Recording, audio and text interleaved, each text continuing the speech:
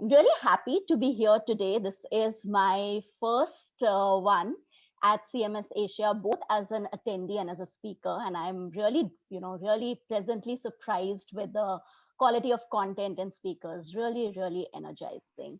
Thank you, Um, Aditi. I am sharing my screen. Please tell me if you can see it. Good to go.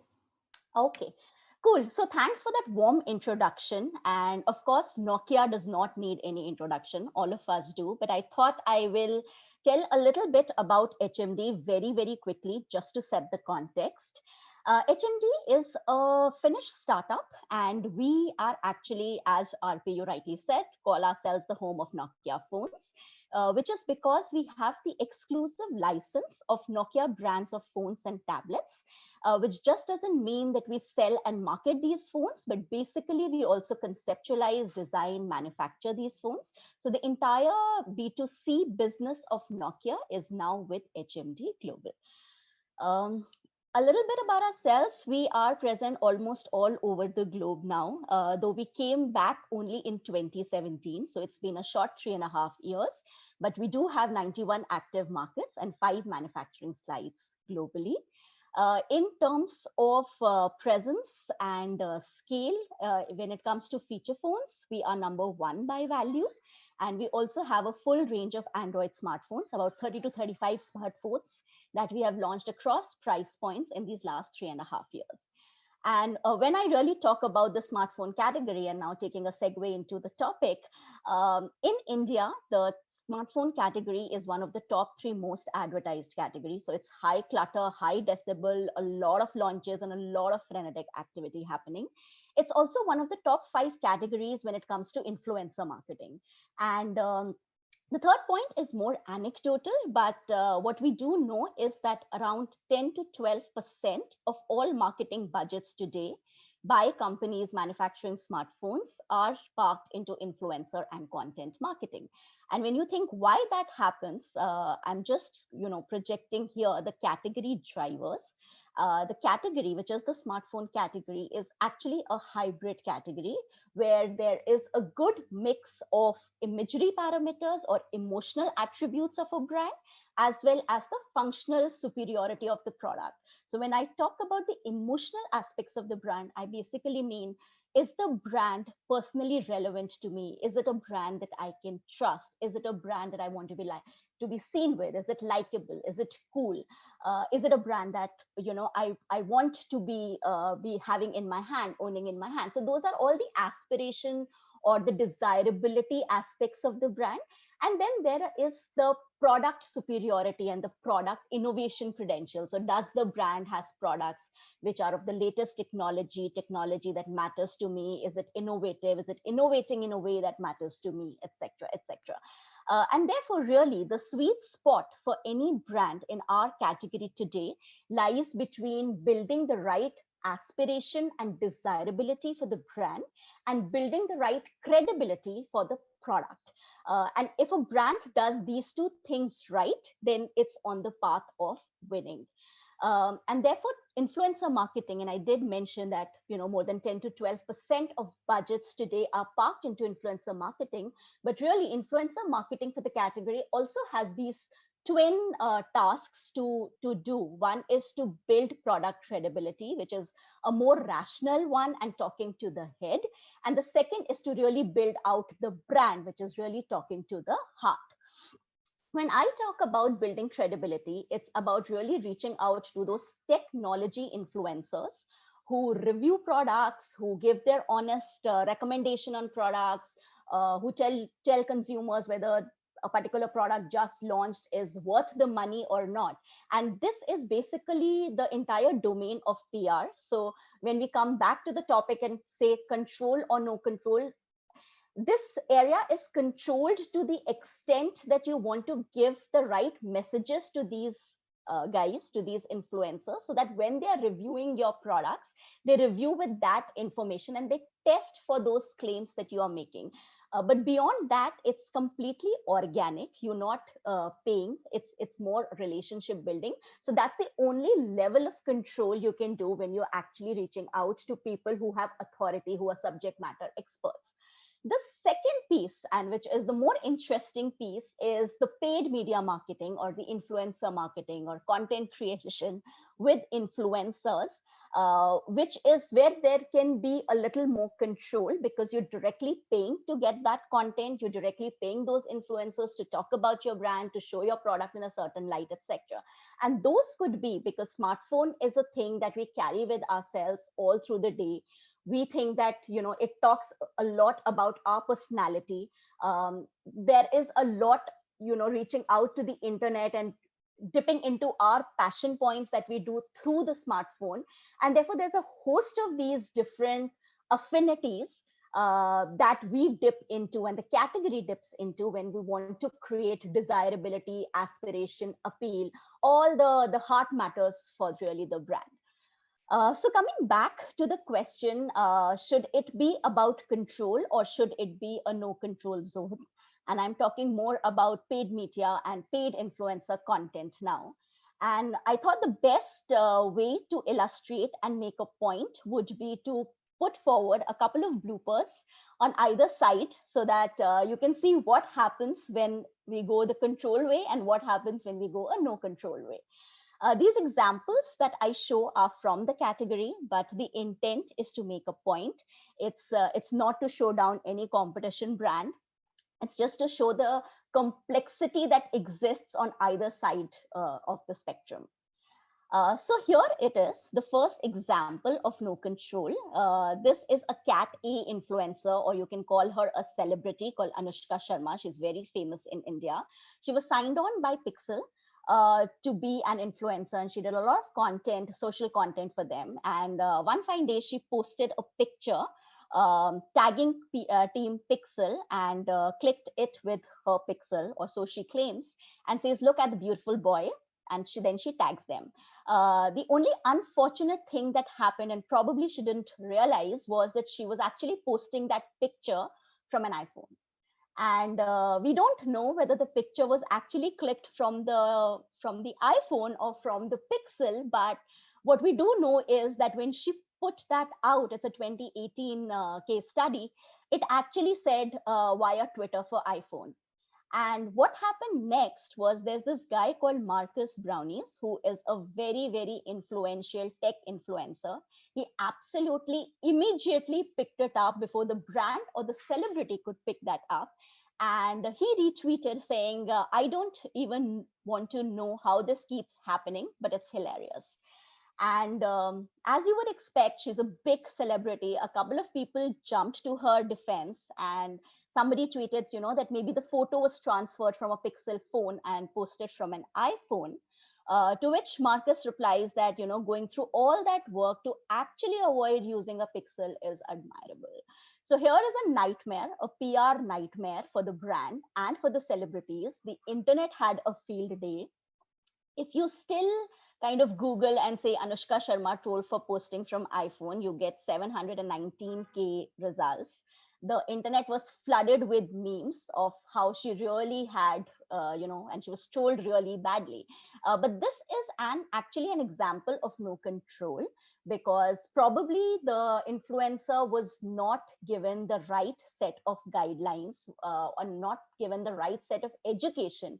When you're using a technology product, there are certain things that you need to be cognizant of. There's absolutely no way you can fake it. So you cannot be using a competition brand, but saying that you are using some other brand.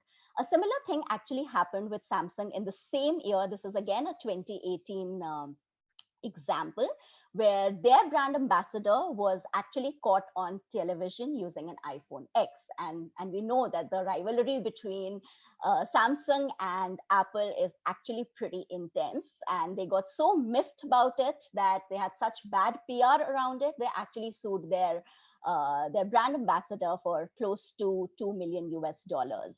But the point that I'm trying to make is that when you actually, with a product like a smartphone, which you are using every single moment for doing every single thing, you cannot be saying that you are using or you endorse or you advocate a particular brand, but then talk about that brand using some other phone, because those things actually eventually come to life and then it becomes extremely embarrassing for both the influencer, but more so for the brand. Another example of no control, this is an Instagram feed, and this is now a Cat B Cat C influencer example, where probably the brand thought that lifestyle and travel were good use cases and affinities to show content about camera superiority. So they tied up with a couple of travel influencers, gave them the phone, and told them to create brilliant content with that phone and post it on their handles, and then they reposted it. So it looks stunning, it looks beautiful. There doesn't seem to be any problem, but the problem actually is this, that this is a feed of not one brand, but this is the feed of three different brands, one of us being Nokia, where if you see the content looks exactly the same. So if the intent, and I know that the intent was to create differentiation and to create superiority on the camera front, by posting exactly same content, it's very difficult for the consumer to actually prefer one brand over the other. So again, a lot of effort done, some great content made, but unfortunately, the controls were not there. The brand brief was perhaps not to the T, and what you see is very similar looking content coming out at exactly the same time by brands who are in direct competition to each other. So then if there is so much of faux pas that can happen when you do not control, then is the way to go to actually then therefore control content. And here I have another example and another blooper that I want to highlight. This is again a Cat A influencer. She's a lifestyle influencer. She also acts in films, and one of the smartphone brands reached out to her to promote one of the new product launches, and they wanted to control it so much that they didn't only just tell her how to pose, what to pose, how should the product box look like, there was a special packaging done, but they also gave her the caption to actually put on her while she's posting it on Insta. And unfortunately for them, she actually just copy pasted. So if I can just read it out to you, she actually posted, "Hey, final video is here, we'll mail you the final high res video in some time, so please use that as the final video to be uploaded, caption below." And this actually went live, and again the internet went bonkers. She was trolled, the brand was trolled, then obviously it was promptly taken down, but not before there were a lot of virality and a lot of negativity. So there goes the whole credibility part of it. It actually has the direct opposite impact of whatever they were, trying to create a positive moment and a positive momentum, but actually ended up being negative. Another example of having too much control, another competition brand, they had a new phone launch and they thought that they wanted to get a lot of category A, B, and C influencers from across different genres, but they wanted all of it to look very similar and very branded, to the extent that they told people what color of clothes to wear, how to hold the phone, how to smile into the camera, what to look at, etc. And this came out. It's a very curated feed and it looks brilliant, but I'm not so sure if it also looks authentic and if it also looks believable. So when the consumers look at something like that, would they consider it to be something, would they find it believable, or would they find it too paid for? So this is like really doing a branded content with influencers. And therefore, that brings me right back to the topic, which is what's the right approach? Should you be controlling the influencer content or should you not be really controlling? And I think the answer lies somewhere on the middle path.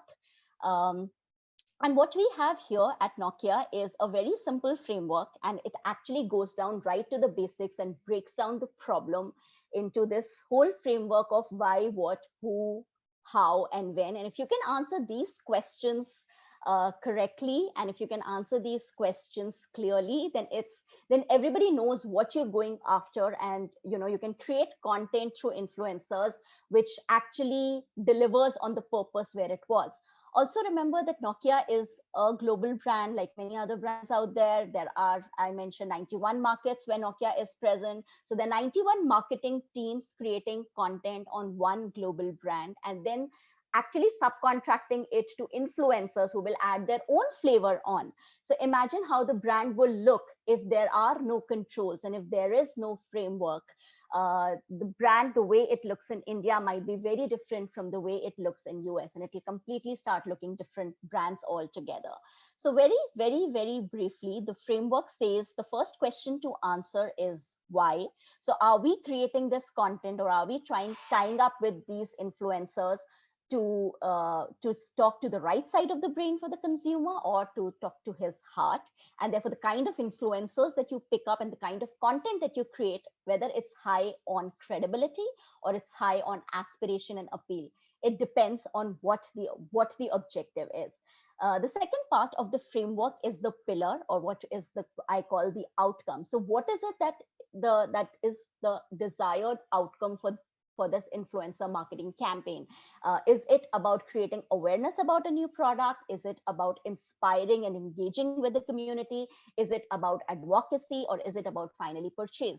And it could also be all of these things, because it could also be full funnel marketing that you want to do. But having this framework in place in terms of what the objective of the campaign is actually helps in kind of streamlining things. The third is who. So who are the influencers that we want to tap into? And again, there's a lot of data signals at play when you come to the who part, because you want to tap into affinities which are common with your consumers.